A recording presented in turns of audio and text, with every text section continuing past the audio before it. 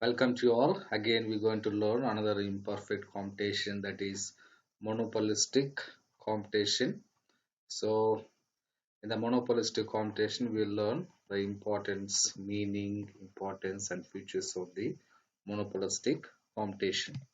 Now, here, first of all, we'll know that the monopolistic computation is a market structure characterized by the large number of firms that producing differentiated products.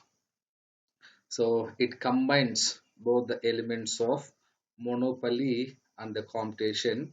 So each firm sell a differentiated product and it has some control over the price and which it sell is the output. So it has an firm has an absolute monopoly in terms of the products which they produce, that is the differentiated products. So in a monopolistic competition, a firm selling products that are close substitute, which are severely limits the monopolistic power of the firms, since they are producing the close substitute, and that is the very reason which is limiting the power of the monopoly. It was originated by an American economist, Edward Chamberlain, in his book The Theory of Monopolistic Competition, and it was published in 1933. The same theory was developed independently by British economist John Robinson in his book The Economics of Imperfect Competition, and it is published in the same year 1933. Mr. John Robinson pointed out that prices charged by different sellers for a product is not the same, and she calls it as a situation of imperfect competition. The price is charged by different sellers is not the same. Why? Due to differentiation of product, and this he called as a imperfect per market of or imperfect market. Professor Chamberlain, in the opinion that product differentiation limits the monopoly. So since everyone producing the differentiated products, and that's why they have some monopoly power, but that is the very reason which is limiting the power of the monopoly of a company in the market. Hence, according to him, a firm, a firm enjoys limited monopoly, and such situation he calls as a monopolistic competition. So they enjoys a limited monopoly due to substitute. It's not a perfect substitution. It's like substitute products. It's not close substitute product, and that's why he called as a monopolistic competition. Let us learn some meaning and definition of monopolistic competition. Is a market structure in which large number of small sellers selling differentiated products which are close but not perfect substitutes for one another is called as a a monopolistic competition. According to Professor J. Spain, it is a competition is found, monopolistic competition is found in the industry where a large number of small sellers selling differentiated but close substitute products. In the words of Lestwich, monopolistic competition is a market situation in which there are many sellers of a particular product, but products of each seller is in the same way differentiated. The same kind of product they're selling, but they are differentiated in the minds of the consumer from the product of every seller. So now, in perception of the consumers, there's a it is kind of differentiated products. So the best examples of the differentiated products are, that is, toothpaste, blades, motorcycle, cigarette, and some cosmetics, biscuits, soaps, shoes, etc. are some of the examples of the uh, monopolistic competition. Now here another features we will learn in detail. That is that is the existence of large number of sellers and buyers. There are many firms in the monopolistic competition industry, but generally there are few than the perfect competition or perfectly competitive industry.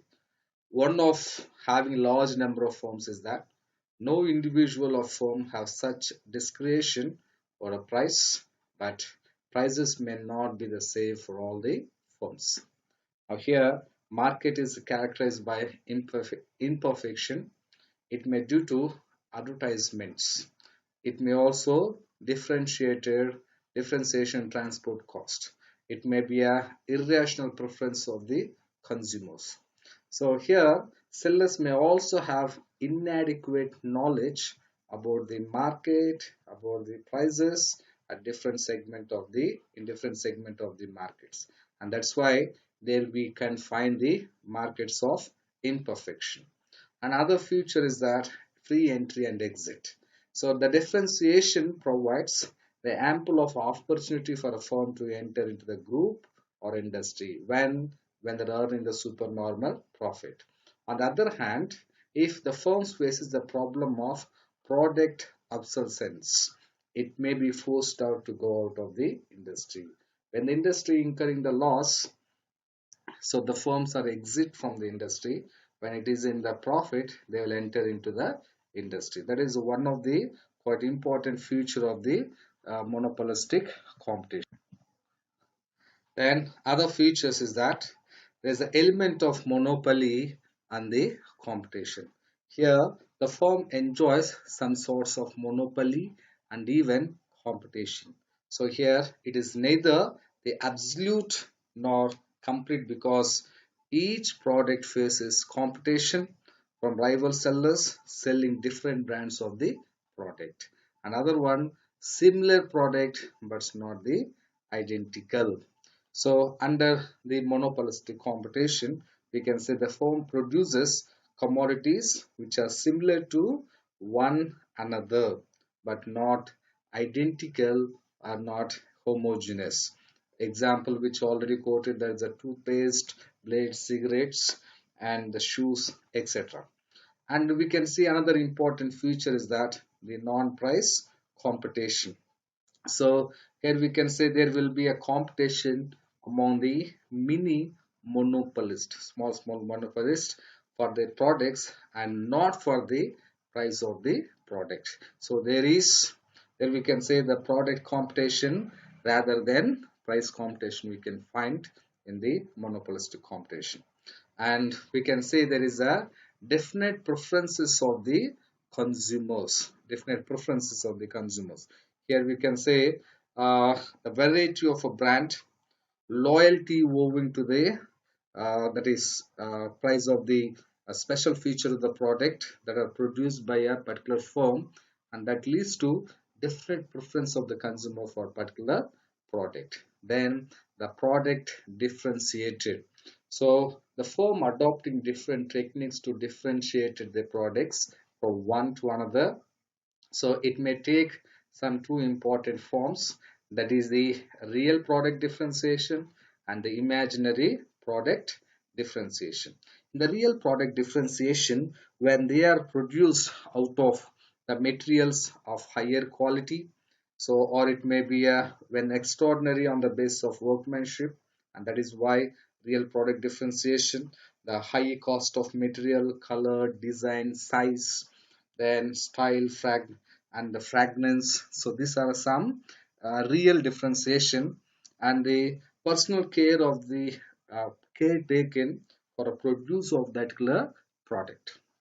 Then imaginary product. So there may be, you can say, proper location of the sales depots in busy and prestigious commercial centers, and that's one kind of differentiation we can find it.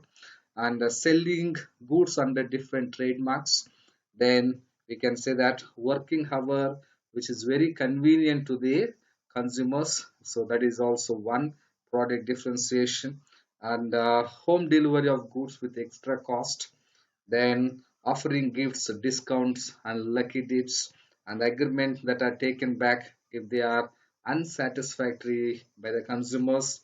So air conditioning stores are some of the examples of the imaginary differentiation of selling the product. So there are a number of close substitutes in the monopolistic competition, and that is the very reason the cross elasticity between the brands will generally positive. In the monopoly, there is a zero, but in this, there's a positive. Uh, we can find it in the cross elasticity of the demand. Then profit maximization. The goal of the firm is a profit maximization both in the short run and even in the long run. So absence of collusion. Firms are assumed to be functioning independently of one another. Thus, there is no collusion among the sellers. This is one very important feature. Each firms know the demand and the cost goes with the certainty. So another very important feature of the monopoly is that is the selling. Selling cost, it is very important and necessary because buyers have imperfect knowledge about the product which is sold by the firms. To overcome the ignorance of the buyers and to increase the demand for the products, firms has to advertise, and that is the reason where we can find the selling cost. So what is the selling cost? So the cost of changing the consumers wants us our selling cost. Selling cost includes all expenses incurred to increase the demand for the product, goods or services.